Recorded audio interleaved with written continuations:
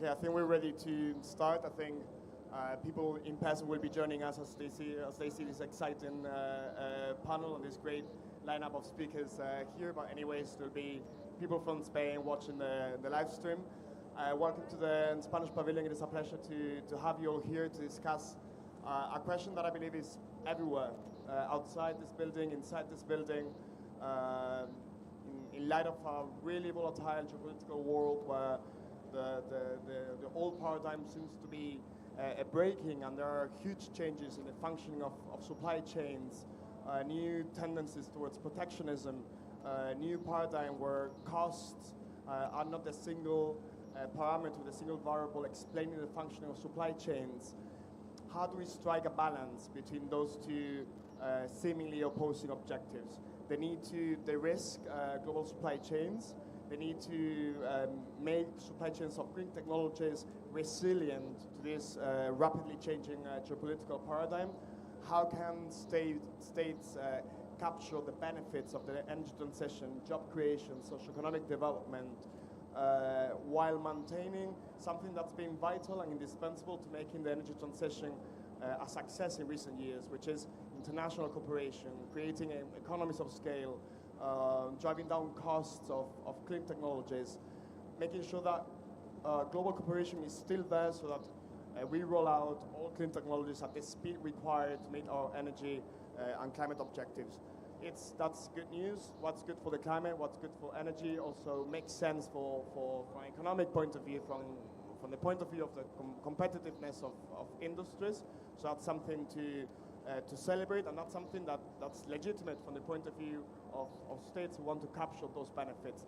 But how do we make sure that objective does not come at odds with maintaining that level of global cooperation that we've seen in recent years? I'm joined by this great lineup of speakers this morning. We've got Justin Garrett, who's the acting multilateral climate change engagement manager at the International Energy Agency. Rana Ghanem, the director of the Division of Energy and Climate Action at UNIDO. Phil Cole, who's the director of Industrial Affairs at WindEurope. Miguel Rodrigo, the director of Spain's Energy Agency. And Lais de Souza from the government of Brazil, our hosts at this COP30. So without further ado, jumping with you, Justin. What's your diagnosis? What's the agency's diagnosis on what's going on? Recent changes, disruptions in trade. Are we seeing how these mounting political tensions pose a risk to the speed at which we're deploying clean technologies? Do we see the pace of deployment going down, or we're still fit for purpose? Thank you. Over to you. Is this working? You hear me okay? Excellent. Look, thanks.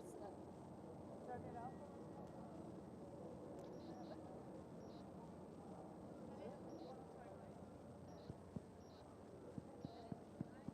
Is this working? That's much better here. Okay, now you can hear me. So look, thanks very much. I'm pleased to join the panel today. I'm happy to offer a few perspectives from the IEA's point of view. So we've for several years now been highlighting the emergence of a new global energy economy, so one based on clean energy technologies, such as solar PV, wind and EVs. Now, the combined market for these technologies has increased nearly sixfold over the previous decade, and is likely to surpass US $1 trillion this year, and it's only going to grow further. So our agency predicts that it will double again over the next decade.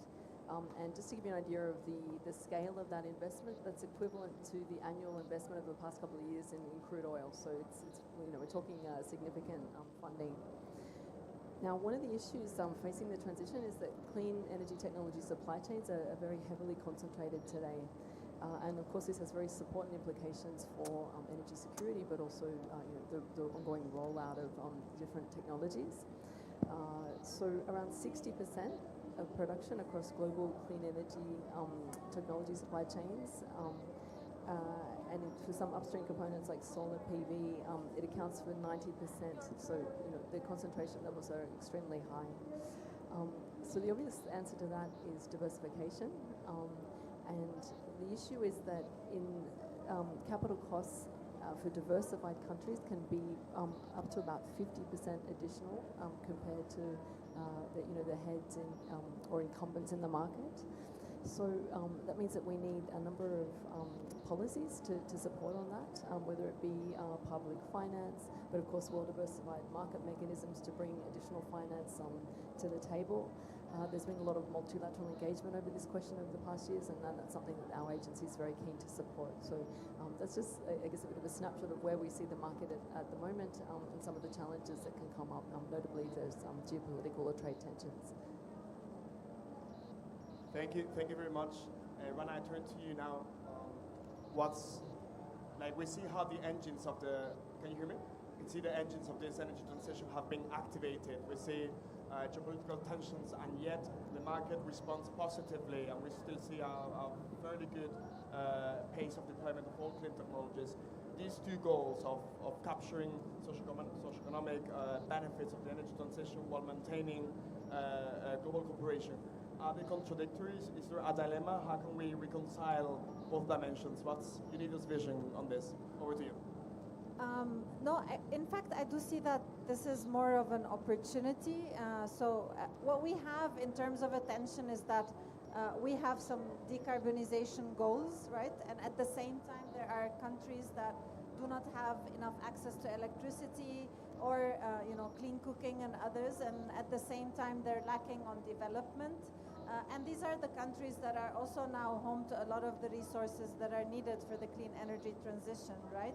So we do see that more of an opportunity to say, how can we create a green industrialization that fosters new supply chains and new value chains in areas which also really require that development.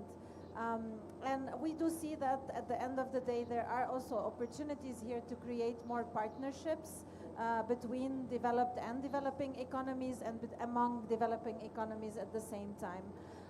And there are three key things that we actually advocate for because the energy transition at the moment is no longer only an energy transition, it's an industrial transformation. So really to hit the right level of the development, we need to develop policies that are coherent. So we need policies that are industrial policies linking to energy policies, linking also to climate policies. And there's a lot of evidence as well of some of the new policy instruments that are striking a balance among these three and actually really doing well. The second is actually promoting research and innovation, and because this is key because even those resources that are available in some countries, they're also finite. And so we really need to stimulate more research and innovation, including in areas like circular economy, because otherwise that transition is not going to work out for any of us. And there is an opportunity for partnership because that infrastructure for research and innovation is not as mature in the global south as it is in the global north. So, how can we create real opportunities here for partnerships, also circling around research and innovation? And the third element for sure also is finance and how do we develop de-risk and for de-risking we need clearer standards that are sort of agreed upon and global. And these standards, I do see that carbon footprints and carbon accounting are a core part as well of these standards. And this is what's going to lay out the ground for a lot of markets as well in the future. Thank you, Rana. Thank you very much. We talk about promoting research and innovation for new industrial sectors, for new industrial vectors, but also Phil, I wonder what happens when we speak about well-established industries, long-standing industrial sectors that have been traditionally very relevant in Europe's economy, as is the case of the wind industry. We see how open trade has facilitated a quick rollout of renewables all across the EU, but it's also posed some challenges for the competitiveness of the wind industry in the European Union. So if you could illuminate us on this. Thank you. Yeah, thank you for that. So, I mean, the European wind industry to date has been a success story, which is fantastic. I think a lot of investment got into it, private and public, to make it the success story that it is. I think as we start to look forward, Fernando, as you said, we're now seeing increasing competition in the European wind markets. There's more than 250 wind energy factories that are manufacturing components in Europe, and wind energy is the last major form of of electricity generation that we make in Europe. So if we were to risk losing that manufacturing capacity, it puts the European markets in a lot of trouble. We've seen sort of increasing competition coming from mostly Asian markets, so certainly China when it comes to wind technology, but also now increasingly India as well. And in many cases, that competition, and this has been sort of proven in reports by the OECD and others, is receiving government subsidies that the European manufacturers aren't receiving. So we really need to think about longer term now, how do we continue to support the European wind industry, but also ensure that the European wind industry can play the role in new markets globally that want to enter the wind industry and tackle climate and join the wind and renewables transition. One of these ways, Rana, you mentioned sort of de-risking capital. This is a really important part now that we're in, where we need to be making better use of the public finances that we have available, the public funds that we have available. Miguel and I were talking just before the panel. Even today in Europe, we have situations where there are projects in EU countries that are receiving EU funds and EU financing from the European Investment Bank that are then choosing Chinese wind turbines. So we have, basically the EU is subsidizing competition against itself.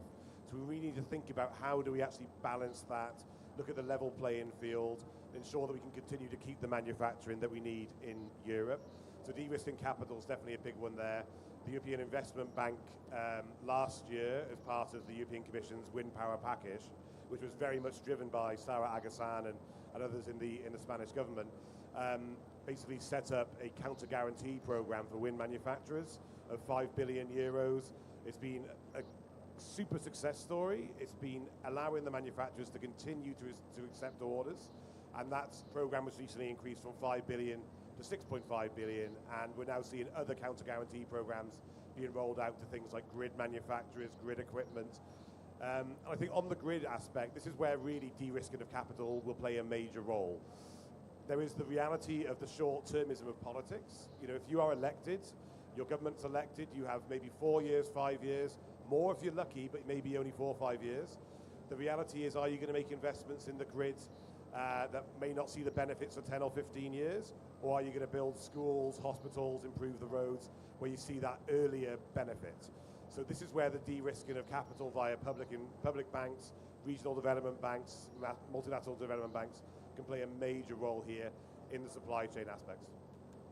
I think consistency in the signals, in the investments, in how we send the right signals to the risk capital, to the risk finance, and make sure we have that long-term vision on how we want the wind industry to go forward. Exactly. Rana, perhaps now not necessarily the other side of the coin, but also the vision from the host, from the global south. That green industrialization also has an international component, international cooperation, technology transfer. I know the presidency has been very vocal on this with a new declaration on green industrialization that was launched yesterday. So really curious to hear how Brazil, together with other allies, see this debate on how the interplay between developed and developing countries can foster a better vision of green industrialization everywhere. Thank you. Thank you for the opportunity to be here. And I think that, in short, the answer to all your questions is collaboration, right? We are not going to have a prosperous future for everyone if 50% of the globe is not participating in the new supply chains. And for us to actually integrate supply chains, we need collaboration. And I think the industry decarbonization agenda needs to be shifted a little bit, because it's not about decarbonizing, but it's also about providing new opportunities, so we can also have industrialization where there isn't any right now. And for us to do that, we need to actually go to the other side, go to our partners and say, how can we all survive the future? How can we actually go through this transition and make sure that everyone is benefiting from it? And that's what we try to do with the action agenda on green industrialization or industrialization in a transforming economy. We try to bring that perspective to the table and say, what are the ways to actually bring development to everyone? And actually, this is something that is profitable for everyone, because there are opportunities where energy is cheaper and abundant where the resources are. So how can we make industries competitive by, so how can we actually agree on standards, common accounting, so we can facilitate trade, so we can finance, right? Without clarity on what is actually sustainable, what is actually green, what is actually bringing the reductions that we need, that should be financed and prioritized are. So we need to talk about those things. And I really appreciate UNIDO's, the IEA's partnership, because this is where the conversation is happening. So I invite everyone to take a look at the Belém Declaration. These topics are there, but also other initiatives that Brazil participates, the IEA participates, the GID, IDDI. These are initiatives that are inclusive, and I also invite developing countries to engage, because I think these are very useful tools to cooperate and to bring about the change that we want to see. Thank you. I think something that's a common element you've all touched upon is that this is not just market-driven transformation, that governments play a really active role in driving how the energy transition is actually implemented through de-risking capital, right, policy signals. And I think Spain has been quite an example in doing just that. And I'm curious to hear from Miguel's perspective, the director of our energy agency, what policy levers have been activated, what have been the key instruments in the Spanish experience, so that we can de-risk supply chains, make them more resilient, and ensure clean technologies are rolled out all across the country. Thank you. Thank you, Fernando. Thank you very much. First, I must say that we started by doing something in which we are not expert, because we are the energy guys, we are the energy agency. But as it was mentioned before, energy and industry are more and more linked. And the first thing we did was mapping our industrial capacities, not only in the technologies itself, but in the components associated, which is very relevant also for the economy. And I think that's the first step. But the second one is that you need to quantify and visibilize the positive impact of this industry within the country, the number of employments, the contribution to the GDP, so everyone is aware, because sometimes this goes under the radar. So once you have the mapping, once you visibilize it, you need to take a strategic decision. You need to decide whether you support certain sector or not others, because one is strategic or not. You need to decide whether you go for only innovation and added value components, or whether you go for a scale.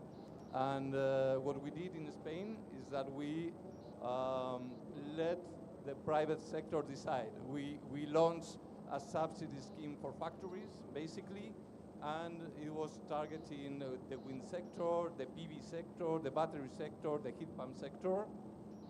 And it was a support scheme with around 700 million euros that has allowed us to support both innovative projects, but also the kind of projects that we were not sure that the private sector would like to do, like ingot and wafers, for example, in the PV sector, because many voices in the industry would say we cannot enter that field because there is so much competition from other countries that it's impossible.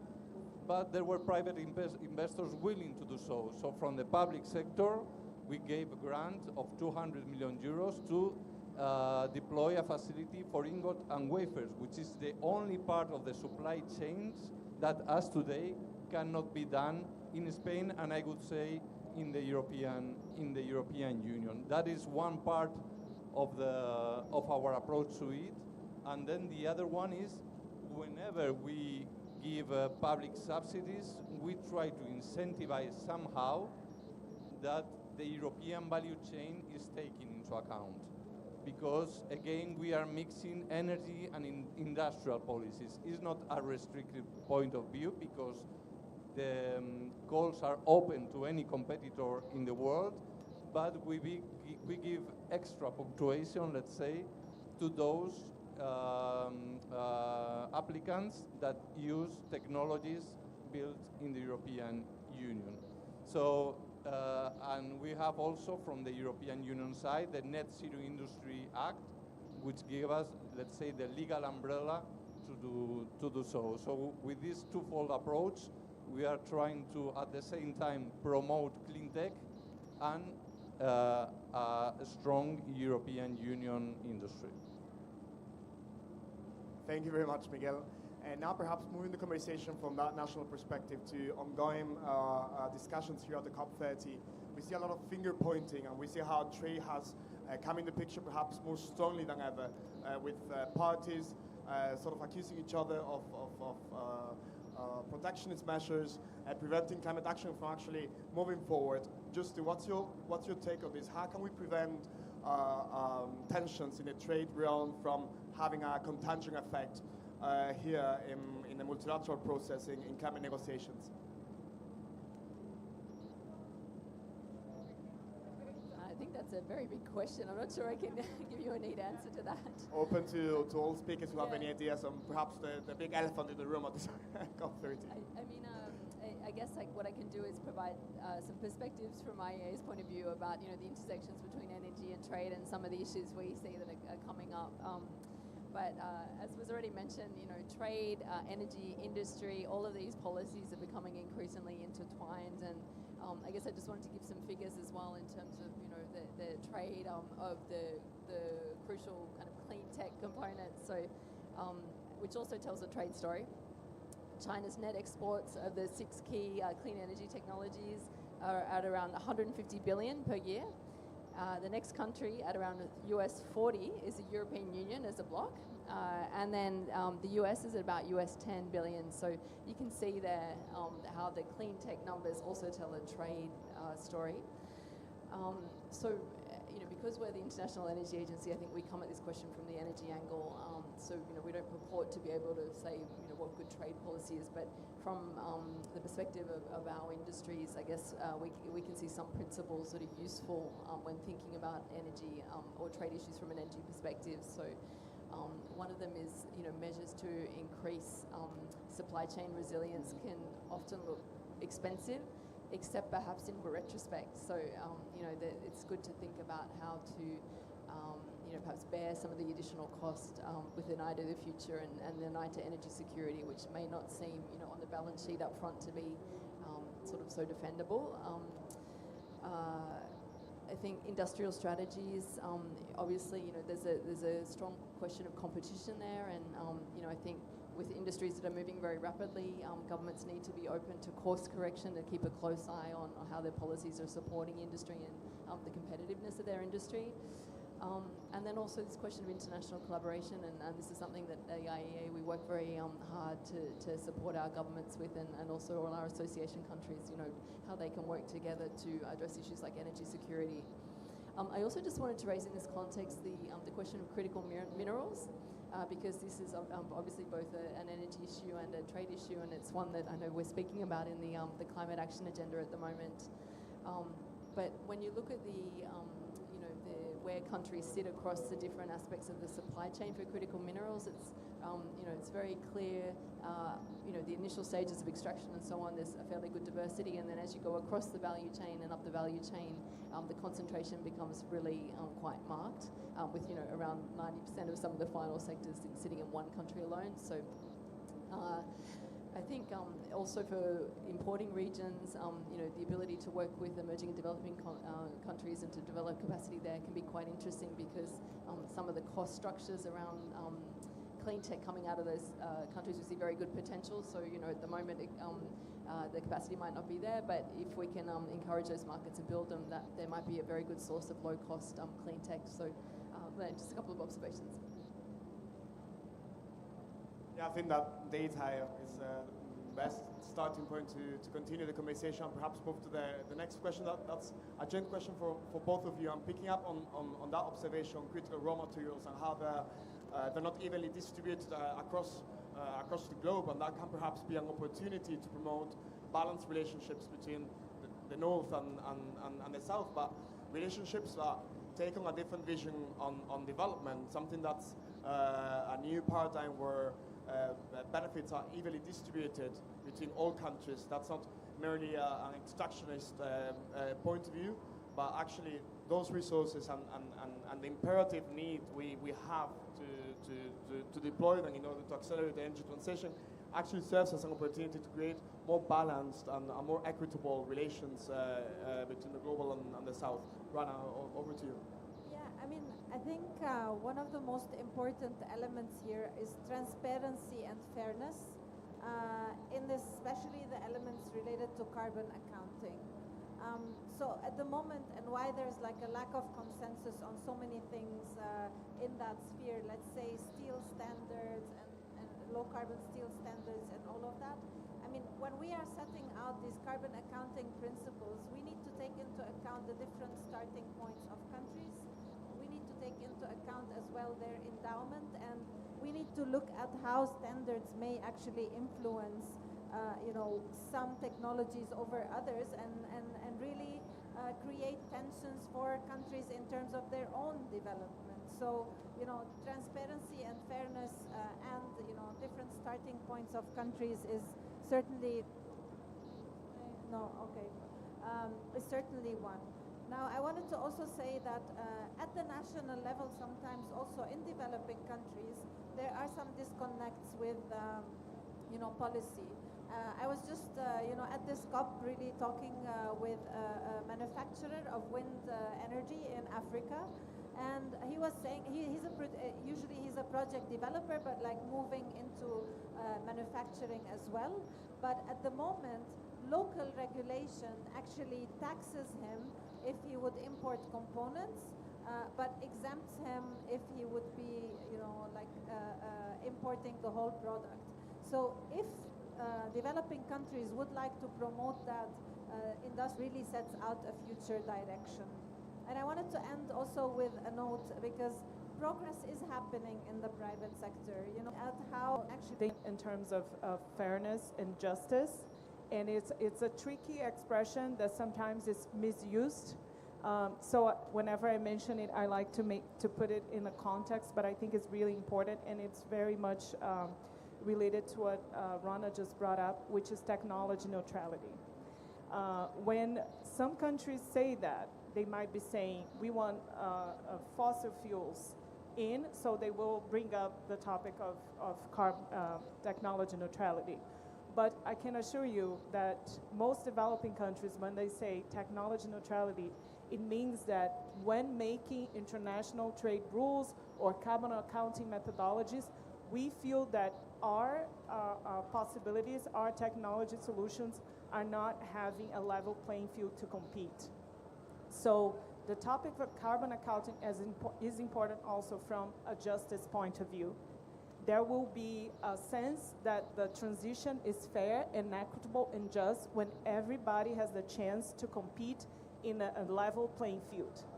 So if we feel that what we can do because of our own circumstances, because of our domestic circumstances, is not having the same chance to prosper and to trade and to access markets, this is where this transition is not going to move forward, because it's going to be seen as an unfair process.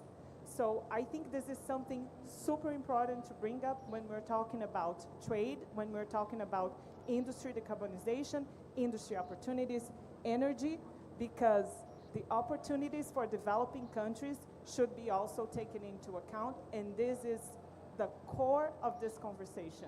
Everyone should have the same opportunity. And this comes about when we are ready to be open-minded and look at the other and see, you have your own pathway. That's what having your own pathway is about. This pathway is what is cheaper, it's what is more available, and it should be valued as much as other choices that other countries do because they have other circumstances, they have a different technology, or they have different circumstances. So when we talk about technology neutrality, when we talk about the need for transparency, when we talk about the need to actually look at the life cycle of products and services and energy sources, that's because we want to be part of the conversation and we want to have the same opportunity as everybody else. So I think this is also super important when we talk about trade and access to market. And then I'm just going back to what you asked about, trade wars or protectionism. I am going to answer this question as maybe President Lula would, is that multilateralism is the answer. We cannot solve common problems just trying to figure it out by ourselves. Thank you. Thank you for this very passionate and intervention, and definitely touching on many of the elements that must be in the discussion and are actually in the discussion of this COP30. I think you talk about creating a level playing field for all technologies to have a chance to prosper, and that's something that we're doing very much in Spain, defining our own technology pathway for the decarbonization of hard-to-abate industries through hydrogen, something that did not count on a good regulatory framework some years ago, but thanks to the public support and the signals the government has been sending over the last years, now we see how hydrogen is growing quickly as a good technological option to decarbonize hard-to-abate sectors. Miguel, if you could perhaps tell us a little bit more about this. Thank you again, Fernando. In Spain, we have in industry like 60% of the demand is process heat, around 65%. And around 25% is heat below 200 Celsius degrees, which can be electrified. And we are advancing in that path because it's very interesting also for the wind power and the PV guys. The more we electrify, the more market we will have for these green electrons that we want to increase and increase. But there are certain process heat applications that have higher temperature for which we need to give some kind of solution. And a couple of years ago, we started betting on hydrogen. And again, it was not an energy bet. It was not only that the energy sector needed hydrogen, it was an energy, industry, and innovation bet at the same time. And this happened in 2021 when the feeling in Europe, I think it was that we already had lost too many technological trains and we could not lose also hydrogen. So we bet on hydrogen by that time and putting public money at all the stages of the value chain, in the research, development, and innovation part, in the manufacturing part, and also in the deployment side of the business. And we must remember that 20 years ago or 15 years ago, we needed to have in place feed-in tariffs for wind power or for PV. It was an investment.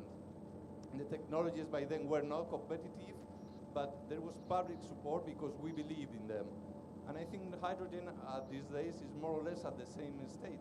It's clear that there is a funding gap, that the gray hydrogen is much cheaper than renewable hydrogen, but we are building the future. I mean, we want hydrogen in the coming years to be competitive, and that is why we are investing public money now, because otherwise things will not happen. The private sector is not ready to invest by its own because it's not competitive as today. But the bet is that it will be in the following years. So we have deployed a full kit of instruments in order to support hydrogen valleys. Our focus is to start by replacing gray hydrogen by renewable hydrogen.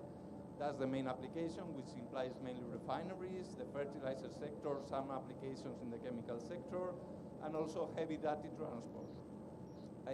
We think those are the sectors that would first demand renewable hydrogen.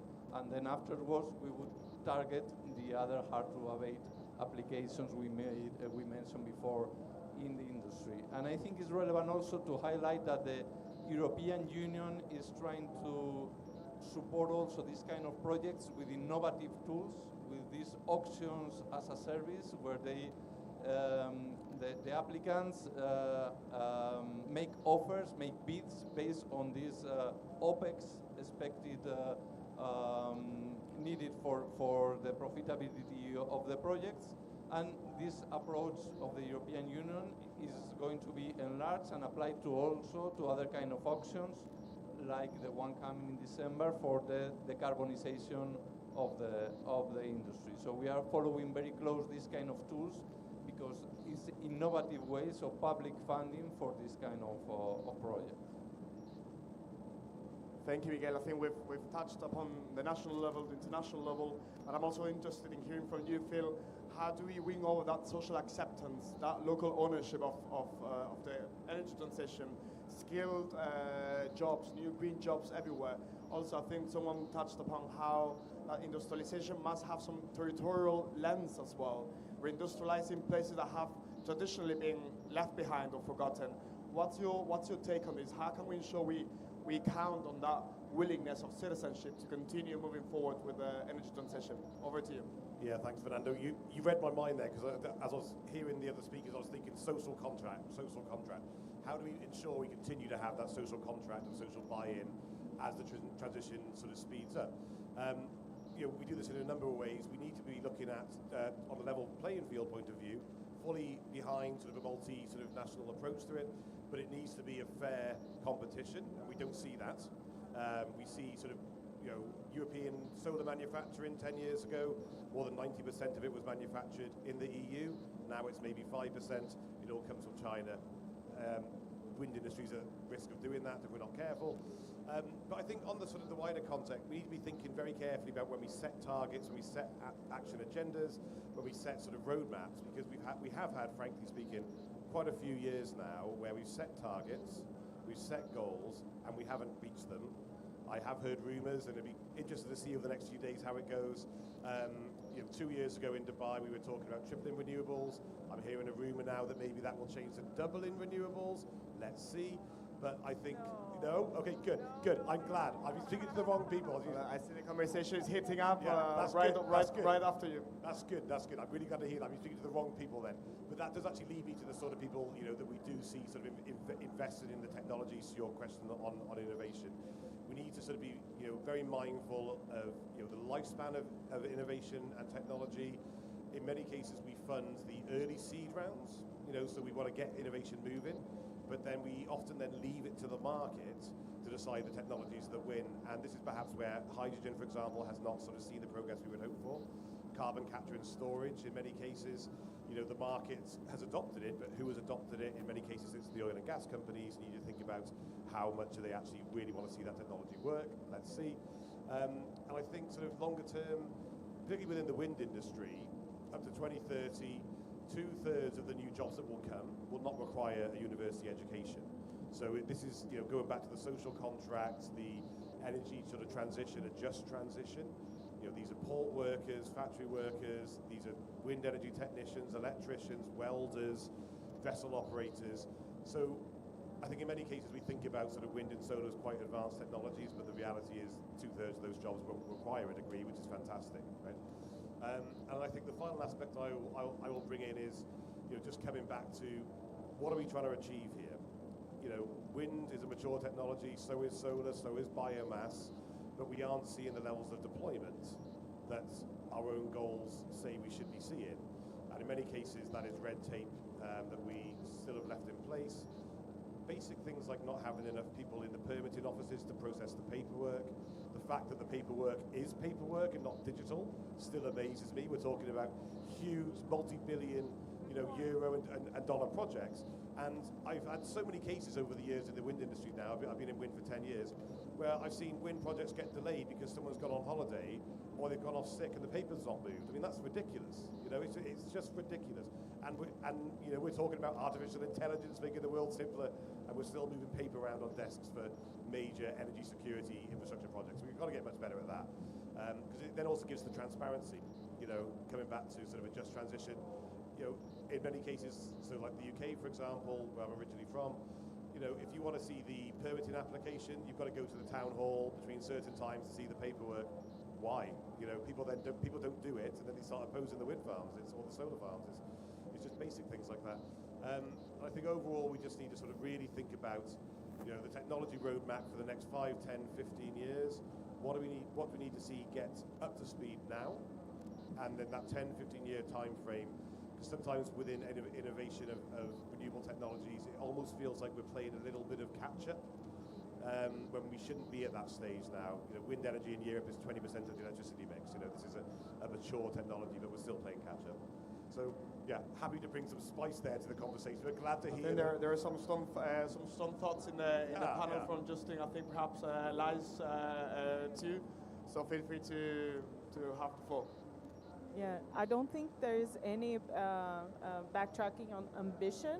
On the very opposite, I think that what we are here to do is actually to implement the ambitious targets that we set to ourselves, right? So I think this COP is exactly about that.